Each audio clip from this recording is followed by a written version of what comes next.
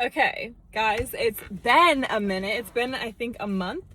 And honestly, I keep up with it because I know there are some people who keep up with this, not really. But I keep up with it just because I like kind of journaling to myself. So I have just had a lot of lifing the past month, and I'm not trying to stress it coming onto the YouTube. So we got our Diet Coke. It's from Costco. I'll be honest, I prefer a straw from McDonald's. And I don't know what it is. Like, it's still crisp, but it's not as crisp as McD, okay? But I will always know that it's Diet Coke because at Costco, I fill it up myself. So, there you go. But let's get into it, okay? So, I left off on week 22. We are now in week 26. So, we've had 3 weeks. So, week 23, I had some refeeds. I guess you could say like the drama of the cuts started happening, which just means I started getting my weight. I remember that week, my weight was not really budging, and I was like hanging out at 156, okay? And we were like, I was just like, that's frustrating, but also it just is what it is, you know what I mean? Like, Mia knows this and she watches these, my coach.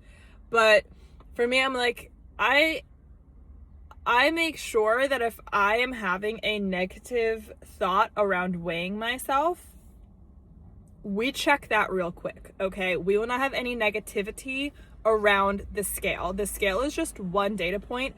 I will be like 1.5 pounds heavier, and I'm like, well, we didn't do anything yet this morning, you know what I mean? Like, we didn't have a bathroom situation happen yet. I weigh myself first thing in the morning, okay? First thing in the morning. And I've done that every single time, and I do not wait until I have a BMs. I've tried trialing this, right? And what I found out this week is, because I was like very intentional in like reviewing why I can't have a bowel movement. I'm talking to YouTube about this. Okay. I'm a nurse. I can talk about this. And I was like, listen, I have found out that I cannot have any kind of movement or stimulation to have a movement unless I have had food in my stomach. I swear. I don't even have to have pre-workout yet or any kind of caffeine. I just need to have food in my stomach. I can't be chewing gum to try to stimulate anything. I have woken up very early in the morning and thought, hey, let's just not eat anything. Wait for a BM to happen and then weigh myself. It, on the rarest occasion, and it's usually because I had like a change in like something I ate, maybe I'll have a BM first thing in the morning. So I don't really freak out. It's just frustrating when I'm like, I feel a little constipated and I'm doing check-ins and I'm looking at my footage and I just observe, hey, I could be a little tighter here, but it's literally because I have stuff in my system that has not been eliminated yet. So anyways, I guess that's the theme of this conversation today. Here are the things that I have felt and not felt this deep in the cut. What is my hair doing? Hunger. I don't have, like, I've gotten hangry, but it's not because I have hunger that I'm not satisfying with food. Usually it's just because the biggest symptom that I have had is body fatigue, which then translates to, I can be like maybe a little snippy sometimes with Nick, or maybe just conserving my energy. Cardio can just feel very hard. Like, we've had to drop heart rate goal, which is fine. And, I just keep in check with me, you know. So week 23 was I got refeed, energy levels back up, weight went down a little bit. Week 24, well, it's been 4 weeks. It has been 4 weeks. Week 24, honestly, no drama, okay. And then week 25, it's really just been fatigue. And then week 2, I've been at 1 week of my lowest of lows caloric intake, again, not sharing macros, and we're at like 1280, And to put it in perspective, when I did my very, very, very, very, very first prep, not only was my mindset just so much different than it is today, but I went down to, I think, 1,000 calories, which was insane. Not to say we wouldn't have to do that, but it's about the intention and like the person I'm doing it with, right? So I am like this with my coach, okay? I am giving her feedback and just saying, hey, these are the things I'm feeling. And there are things to be expected. So yeah, I have some fatigue. This week we got a refeed again on what day? I gave feedback on Friday because my body was fatigued, okay? Had some constipation. Again, I don't have issues with hunger and appetite. I never really have, and maybe that's just the perk of like I have not eaten for 12 hours running around a hospital unit. So I've experienced in like just being like, hunger. What's that? But truly, I'm not someone who gets hungry, especially when technically I'm eating like all the time.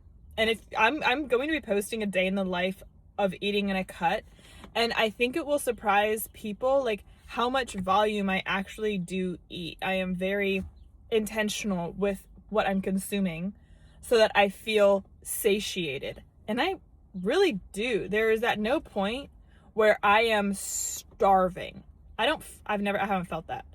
The only time that happens is around my period. And I already have irregular periods as it is. And I pretty much had a period minus the need for tampons this month. Like that was my period this past month. That was it. And I did have some hunger and appetite, maybe mild cravings for like chocolate, but that's it. So it doesn't have to do with prep. It has to do with just the hormonal fluctuations that happen around a kind of period. I don't even know if we're going to call that a true period. Like I said, I can't even attribute a lack of a period to being on low caloric intake. I'm sure it doesn't help. However, I have probably one of the most sensitive reproductive systems. And that's all I'll say on that. Like it just is what it is. And I had like all the other symptoms minus the period part, which was nice, I must say. But other than that, coach said, hey, this is where we're going, digging deep, gather our data. And now we are going into week, I think 26 of the cut. And Mia said, hey, okay, last week, let's grind it. While we're here, we're going to get data and go from there. And I'm like, that sounds good. Like, I'm okay. Like, I am good. I just want to make sure I'm being a good athlete and giving her feedback and saying, hey, this is how I'm feeling. And she's not like, hey, why didn't you send me a message during the week? Like, that's something I could have acted on. I didn't expect her to hear what I'm having as like issues. I'm not really having a lot of issues. But I do have a wonderful partner who said, hey, just letting you know, I know you've been you've been tracking this, but you've been a little more snippy lately. So just as a third party like perspective, just FYI. And that was really helpful. So I told it to Mia, and obviously it takes I can't imagine people who aren't in bodybuilding relationships, one of them being bodybuilding, because you will change in ways that like your partner, you have to have a partner in a very mature relationship to have a conversation and say, hey, just FYI, I can tolerate it, just an FYI. And I'm like, oh shoot, thank you for letting me know. I do try to make sure on my part, I am not being overly snippy because I don't want to do that to my partner, but when it's not even because I'm hungry, it's because of fatigue. Like I am just tired. It was hard to go on a walk through the day because I didn't even want to talk. Like I didn't want to go up these hills. Like we had to take a different route so I didn't have to go up the hills. And we both know it's just part of it. Like I'm not sitting at this low caloric intake for 6 months. Like that's not what it is, but it's for a short period of time. And that's that. Like, it just is what it is. And I do think it would be a lot harder if my body had an issue where I was hungry or I had insane appetite. I don't get that.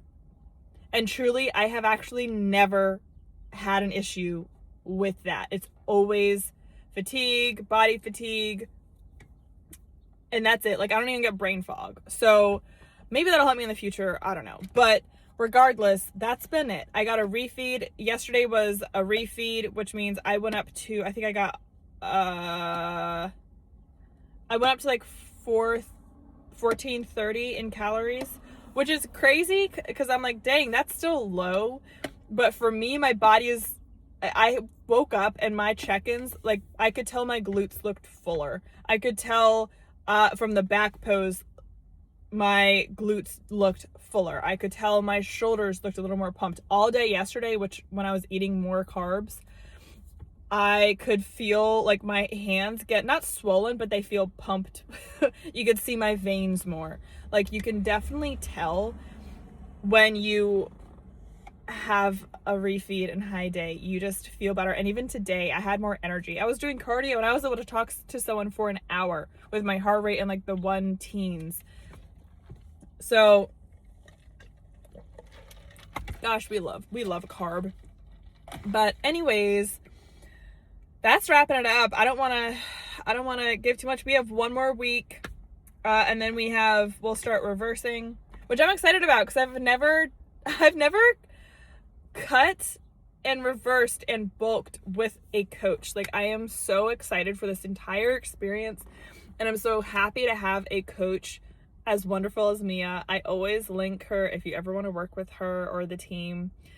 For reference, my sister is pregnant, also has one of Physique Development's coaches.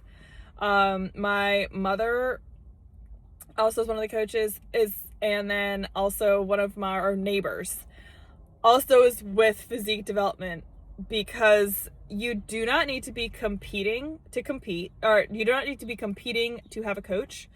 You do not need to be like you could just say, I want to challenge myself, or I just want to shape myself. I just want to shape up, or I just want to develop my knowledge around how to take care of my body as I'm growing, as I'm aging, as I'm, going through different periods and journeys in life.